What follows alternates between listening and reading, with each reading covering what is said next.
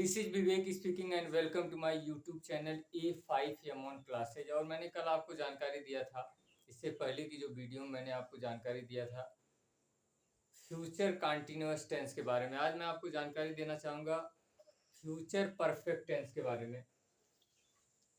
Future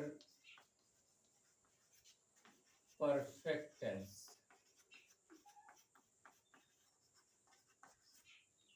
और सबसे पहले जो इसका इंट्रोडक्शन या इसकी जो पहचान होती है उसके बारे में जानकारी मैं देना चाहूँगा।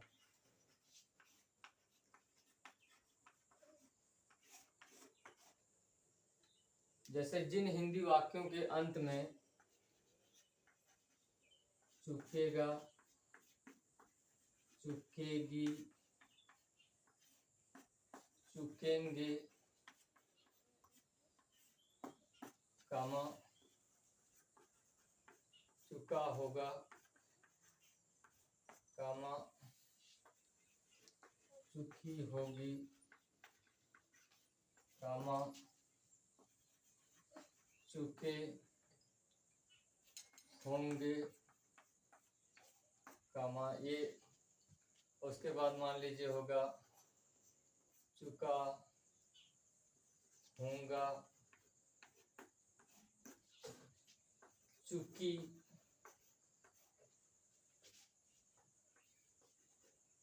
होंगी आदि शब्द आते हैं तो वह वाक्य फ्यूचर परफेक्ट टेंस कहलाता है। कहने का मतलब जिन हिंदी वाक्यों की क्रियाओं में के अंत में चुकेगा, चुकेगा, चुकेगी, चुकेंगे, चुका होगा, मतलब चुका होगा, चुकी होगी, चुके होंगे, चुका होगा, चुकी होंगी आदि शब्द आएगा तो वह वाक्य फ्यूचर परफेक्ट टेंस कहलाता है। और इसमें दो प्रकार के भी, जैसे एक ही वाक्य में दो प्रकार के उपवाक्य भी आते हैं। जैसे आ जाएगा कि डॉक्टर के आने से पहले मरीज मर चुका होगा, तो ये भी वाक्य फ्यूचर परफेक्ट टेंस का होता है। तो मैं पहले आपको जो सिंगल प्रकार के जो सेंटेंस होते हैं उसके बारे में आपको जानकारी देना चाहूंगा। जैसे यहाँ हो गया कि अफर्मेटिव सेंटेंस, अफर्मेटिव सेंटेंस मतलब सकारात्मक वाक्य आ गया, जिसे हम कहते हैं, या इसको पॉजिटिव सेंटेंस भी कहते हैं। इसका रूल क्या होता है जो ट्रांसलेशन करने का? सबसे पहले कर्ता, फिर उसके बाद लगाएंगे विल हैव, ऑब्लिक उसके बाद शैल हैव, प्लस उसके बाद क्रिया का थर्ड फॉर्म, प्लस उसके बाद हो जाएगा कर्म, प्लस अन्य शब्द। अगर इंग्लिश में कहा जाए तो subject will have, oblique shall have, मतलब दोनों से कोई एक। उसके बाद क्रिया का था मैंने वर्ब थर्ड फॉर्म, प्लस उसके बाद object plus other word. For example इसके बारे में आपको जानकारी देना चाहूंगा। मान लीजिए इसमें मैंने देखना इसमें आपको आई बी के साथ जो है शैल हैव का प्रयोग करेंगे, और जितने भी कर्ता रहेंगे उनके साथ विल हैव का प्रयोग करेंगे, और इसमें क्रिया का थर्ड फॉर्म का प्रयोग करेंगे। मान लीजिए जैसे हो गया पहला, वह पत्र लिख चुकेगा, ये मान लीजिए ट्रांसलेशन हो गया। वह पत्र लिख चुकेगा तो हो जाएगा ही, यहाँ विल हैव लगाएंगे, और उसके बाद राइट मीन्स लिखना, तो हो जाएगा रिटन, और उसके बाद द लेटर। ये देखिए ट्रांसलेशन हो जाएगा, he will have written the letter हो जाएगा। और ट्रांसलेशन में इसमें आपको ले लेता हूँ। जैसे मान लीजिए सेकंड नंबर लेता हूँ, मैं अपना काम पूरा कर चुकूंगा। ये देखिए ट्रांसलेशन हो गया, मैं अपना काम पूरा कर चुकूंगा। ये देखिए हो जाएगा आई आ गया, तो इसका मतलब शैल हैव का प्रयोग करिए। आई शैल हैव कंप्लीटेड, यहाँ थर्ड फॉर्म का प्रयोग, आई शैल हैव कंप्लीटेड, उसके बाद आई के साथ अपने कर लीजिए माई वर्क। ये देखिए आपका चुकेगा, चुकूंगा, इस तरह का आएगा, चुका होगा, ये सब आपका पहचान है फ्यूचर परफेक्ट टेंस की। नंबर थर्ड ले लेता हूं, हम उसे एक संदेश भेज चुके होंगे। ये देखिए, हम उसे एक संदेश भेज चुके होंगे, ये भी आपका फ्यूचर परफेक्ट टेंस का वाक्य है। इसका मतलब वी आया, हम आया तो वी के साथ शैल हैव का प्रयोग करेंगे। वी शैल हैव सेंड होता है, इसका थर्ड फॉर्म सेंट, और उसके बाद हिम माने उससे हो जाएगा, और उसके बाद अ मैसेज, ये ट्रांसलेशन हो गया। और इसमें मैं ट्रांसलेशन ले लेता हूँ एक, मान लीजिए आ गया 4 नंबर आ गया,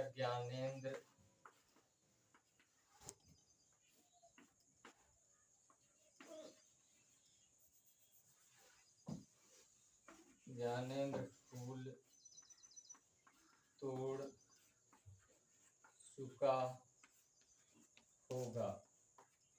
ये देखिए, ज्ञानेंद्र फूल तोड़ चुका होगा, इसका ट्रांसलेशन करेंगे तो हो जाएगा ज्ञानेंद्र, और उसके बाद यहाँ भी देखिए विल हैव का प्रयोग करेंगे, क्योंकि ज्ञानेंद्र आ गया यहाँ आई वी के अलावा, और उसके बाद तोड़ना, यहाँ प्लक का प्रयोग करेंगे, थर्ड फॉर्म प्लक्ड, और उसके बाद द फ्लावर।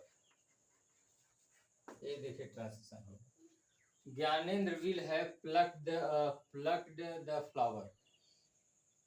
ये देखिए अफर्मेटिव सेंटेंस के अफर्मेटिव जो सेंटेंस का 4 एग्जांपल्स मैंने आपको दे दिया है। और अब जो एक टेंस में जो 11 टाइप्स के जो सेंटेंस होते हैं उनका ट्रांसलेशन कैसे किया जाता है, इसके बारे में आपको जानकारी देना चाहूँगा। मान लीजिए मैं एक ट्रांसलेशन ले लेता हूँ, कोई भी ट्रांसलेशन हो, मान लीजिए आ जाएगा कि देवेश एक पत्रिका खरीद चुकेगा।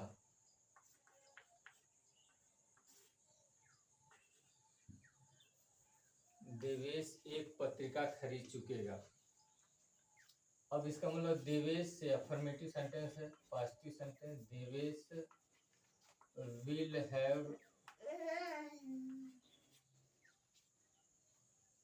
Have bought a magazine।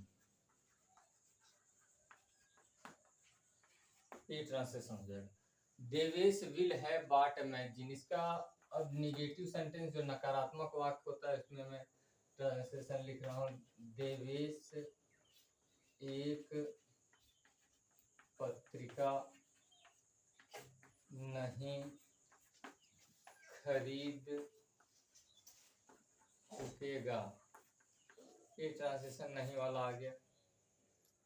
अब इसमें विल या शैल जो रहेगा उसके बाद नॉट लगा दें जो सहायक क्रिया रहेगी। इस वाले में तो विल आया तो विल के बाद नॉट लगाइए, देवेश विल नॉट हैव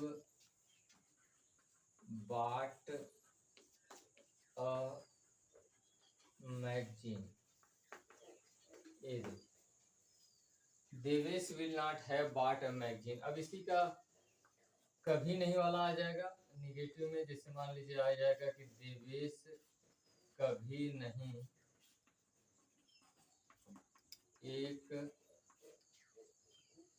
पत्रिका खरीद चुकेगा। ये ट्रांसलेशन आ गया, कभी नहीं। तो जहाँ पर हम नॉट लगाए वहाँ पर नेवर का प्रयोग कर देंगे, देवेश विल नेवर, और उसके बाद बाट, sorry, Devesh will never have bought, और उसके बाद अ मैगजीन।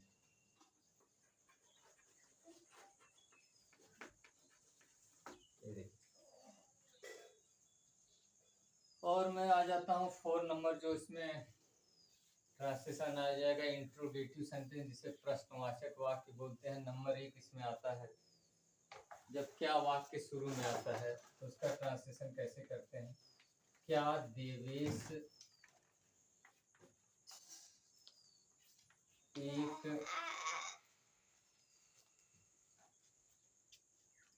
एक पत्रिका खरीद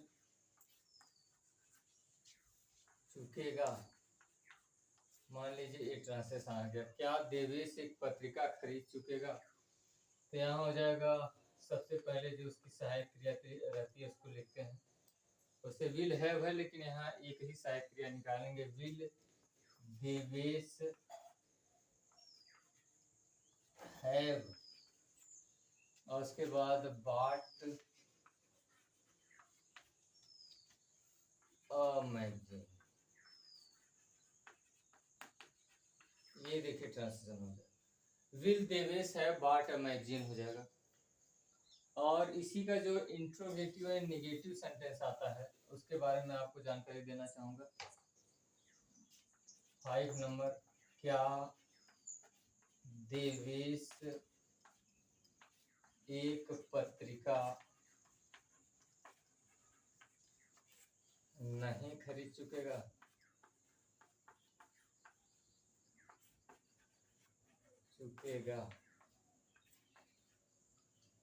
क्या देवेश एक पत्रिका नहीं खरीद चुकेगा। यहाँ देखिए कर्ता के बाद not, will Devesh not have bought a magazine. ये और इंट्रोगेटिव सेंटेंस में जो नंबर 2 आता है, मतलब दूसरे प्रकार का जो आता है, क्या, क्यों, कब, कैसे, इसको आदि वाक्य के बीच में आ जाते हैं, तो उस प्रकार के ट्रांसलेशन। जैसे मान लीजिए, देवेश क्यों एक पत्रिका, और उसके बाद हो गया खरीद चुकेगा। ये आ जाएगा, देवेश क्यों एक पत्रिका खरीद चुकेगा। तो इसका मतलब पहले क्यों की अंग्रेजी वाई लिखेंगे, वाई विल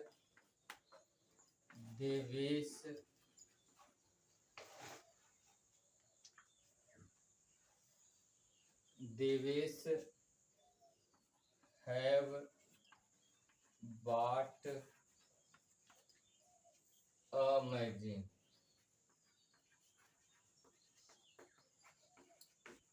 ये देखिए, why will Devesh have bought a magazine. और इसमें जो इंट्रोगेटिव एंड नेगेटिव वाला सेंटेंस आ जाएगा, मतलब नहीं वाला आ जाएगा, 7 नंबर में आ जाएगा, देवेश क्यों एक पत्रिका नहीं खरीद चुकेगा। खरीद चुकेगा, ये देखिए,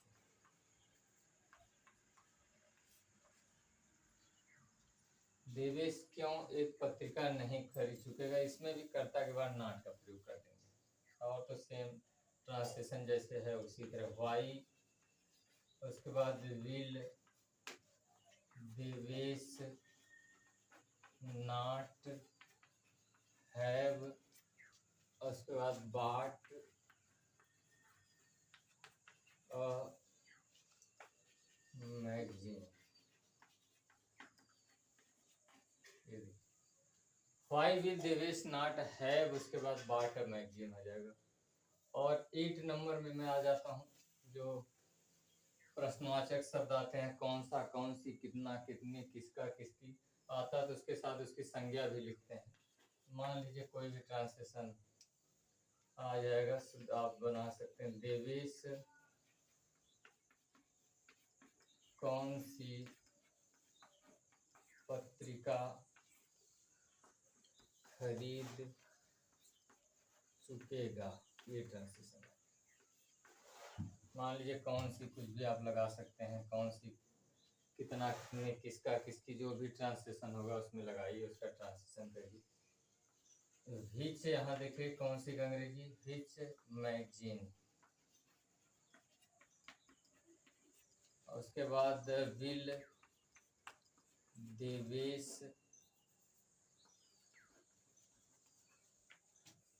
हैव, और उसके बाद हो गया बाट।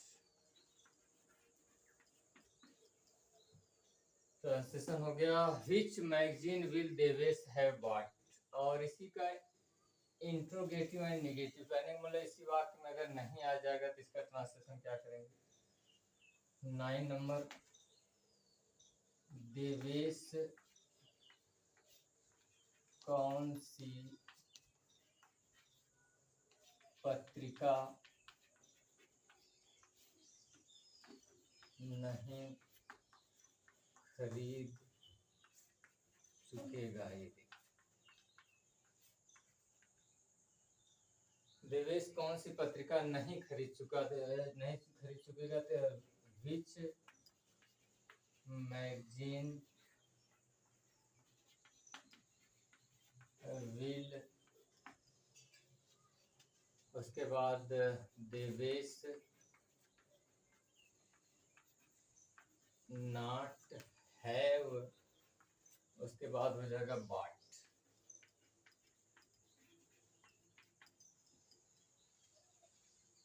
Which magazine will Devesh not have bought. और हम लोग 10 और 11 की तरफ चल रहे हैं, जो आखिरी तरह का जो सेंटेंस होता है उसके बारे में जानकारी लेने के लिए। मान लीजिए यहाँ आ जाएगा 10, इसी का कौन, 10 वाले में जो कौन आ जाएगा या किसने लगा के प्रश्न करने पे जो मतलब प्रश्न लगा के जो करते हैं वाक्य में, कौन एक पत्रिका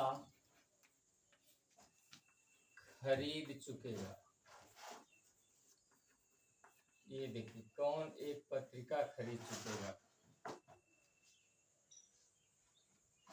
उसका मतलब who will have bought a magazine। ये देखिए हो जाएगा। और से विल हैव, इसमें सेल हैव दोनों का प्रयोग किया जा सकता है, क्योंकि इसमें कर्ता पता नहीं रहता, लेकिन इसके देवेश के अनुसार बनाया गया, जिसके मतलब विल हैव का प्रयोग कर दिया गया। मतलब हु वाले वाक्यों में विल और सेल हैव में से, विल हैव सेल हैव में से दोनों में से कोई प्रयोग कर सकते हैं आप। कौन एक पत्रिका खरीद चुकेगा, who will have bought a magazine. और 11 और लास्ट जो इसमें ट्रांसलेशन होता है, कौन एक पत्रिका नहीं खरीद चुकेगा,